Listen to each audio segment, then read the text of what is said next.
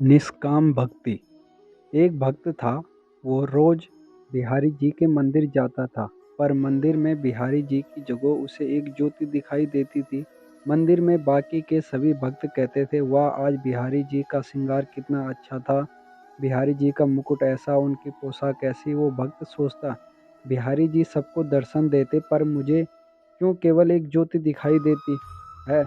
हर दिन ऐसा ही होता है। एक दिन बिहारी जी से बोला, ऐसी क्या बात है कि आप सबको दर्शन देते हैं पर मुझे दिखाई नहीं देते। कल आपको मुझे दर्शन देने ही पड़ेंगे। अगले दिन मंदिर गया, फिर बिहारी जी उसे ज्योति के रूप में दिखे। वह बिहारी जी से बोला, अगर कल आपने मुझे दर्शन नहीं दिए तो मैं यमुना जी में डूबकर मर जाऊंगा। उसी रात बिहारी जी एक कोढ़ी के सपने में आए, जो मंदिर के रास्ते में बैठा रहता था, और उसे बोले, तुम्हें अपना कोढ़ ठीक करना है। वह कोढ़ी बोला, हाँ भगवान। भगवान बोले, तो सुबह मंदिर के रास्ते से एक भक्त निकलेगा, तुम उसके चरण पकड़ लेना, तब तक मत छोड़ना जब तक वो ये ना कह दे कि बिहारी जी तुम्हारा कोढ़ ठीक करेंगे। अगले दिन वो कोढ़ी रास्ते में बैठा। जैसे ही भक्त निकला, उसने उसके चरण पकड़े और बोला, आप कहो कि मेरा कोढ़ ठीक हो जाए।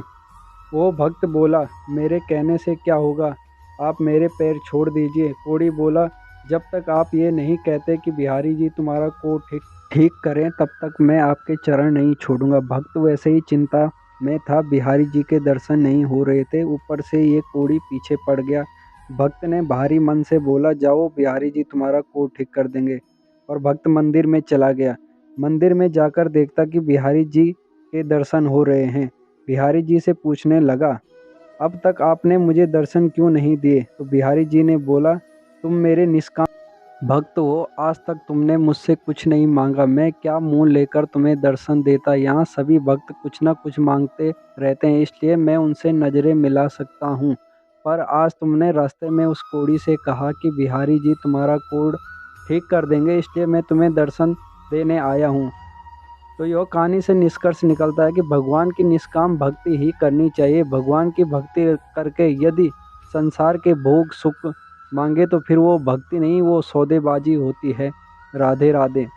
दोस्तों, मैं आशा करता हूँ कि आपको यह कहानी निष्काम भक्ति पसंद आई होगी।